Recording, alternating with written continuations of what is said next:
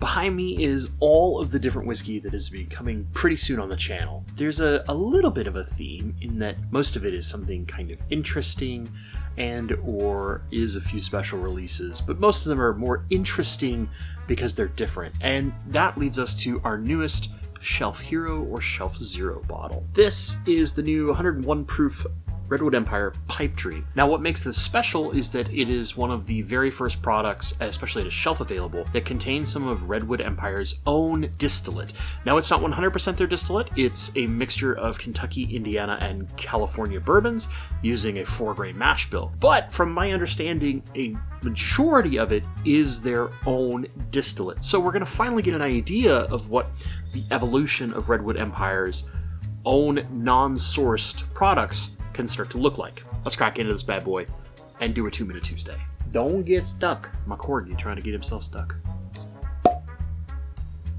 While we give that a few seconds to rest, I do want to talk about, I have had some experience with Redwood Empire, mostly at shares and through some of my friends.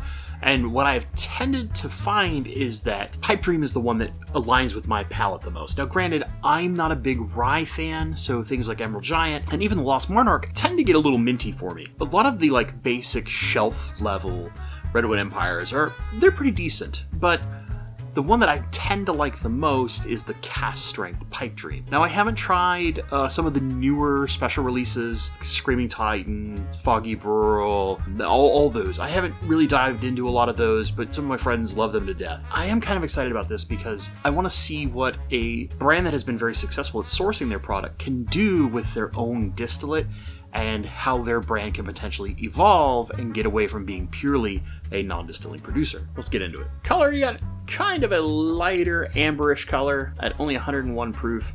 I don't expect to see some really crazy viscosity, but it's hanging to the glass pretty well. So that's not bad. We're getting a little bit of leggy over here. Let's get on the nose. It's young. Definitely has that very grain-forward note that I tend to associate with a lot of craft that is typically having a younger product. It's where they're more like 4 years old, maybe even 3. You tend to get this slightly more grain-forward, and the ethanol tends to be a little more strong, even if the proof isn't as high, because the aging hasn't helped to mellow that down some. There is a tiny bit of nuttiness to it, which could be coming from either the Kentucky or the Indiana distillate portion. There's kind of a little, I would almost say confectionery sugar sweetness. Think your more almost powdered sugar, really, rather than say granular sugar. I think almost like a little powdered donut type thing, right? So the palate. We're young. Despite being only 101 proof, there's a bit of a punch, and it's not the type of punch that it would usually get with higher levels of flavor, but more that kind of punch that comes in from it being a little youthful and grain forward. So you're gonna get a little bit of an ethanol hit off this bad boy. It has that very corn forward sweetness. When the whiskey's a little younger, the sweet notes are a little more prevalent in that they come directly from corn and haven't kind of turned into these wonderful wood sugars that we're used to, where we get some of the fruit notes and things like that. There is a touch of that kind of powdered donut thing going on. There's a little bit of a mix of nutty and bready kind of thing going on, and I think that's partially because it's youthful and that grain forwardness gives it a little kind of bready texture, but not quite as sweet and decadent as say a cake. Think more like a raised donut with a bunch of powdered sugar on the top. That's kind of what I'm thinking here, as opposed to a cake donut. Overall score, I think this is about a 50. If it were a little older, if we started getting into 6-year-old product, which is pretty common for a lot of our releases, they tend to be more 6-year-ish, I think it will tamper down some of that grain forward note that's really, really present, and that is leaving a stronger ethanol hit than what I would usually get out of most 101 proof whiskeys. Where there is some benefit here is that kind of powdery donut thing that's going on, and yes, part of that is because it's grain forward, so it gives this kind of bread doughy thing. It leads me to think that as they slowly get their distillate aged further and further over time, right? That they have a really good opportunity to get some of those beautiful sweet notes coming in that make it a little more desserty or get closer to some of the wood sugar profiles that we're used to from a slightly older product. I think the real problem that you're going to run into with this particular product, it's a $50 bottle. And for a $50 bottle competing against things at legacy level, we understand that craft is going to be a little more expensive.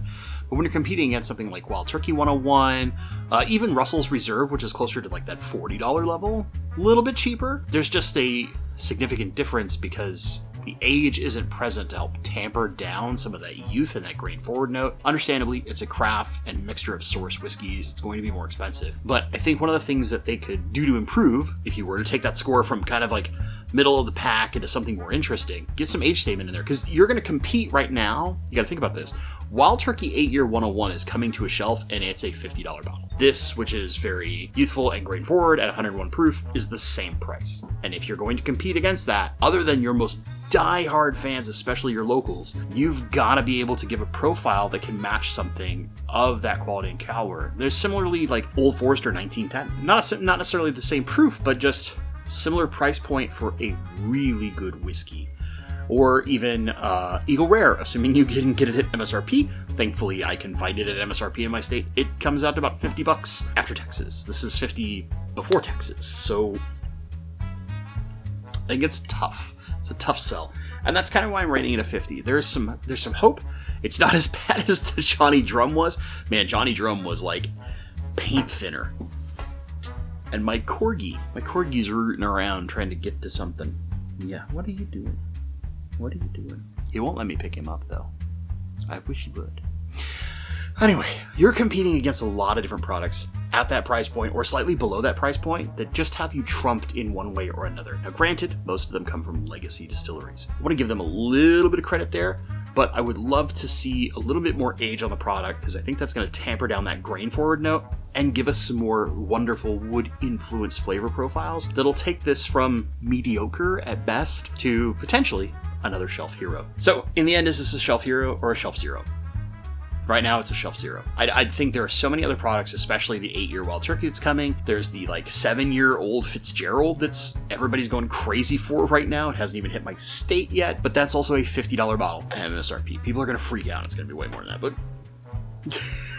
or similarly, we're going to be doing these soon, but the Four Roses individual recipe single barrels are $50. They're 100 proof. I know which one's going to be better, and I haven't even opened it yet.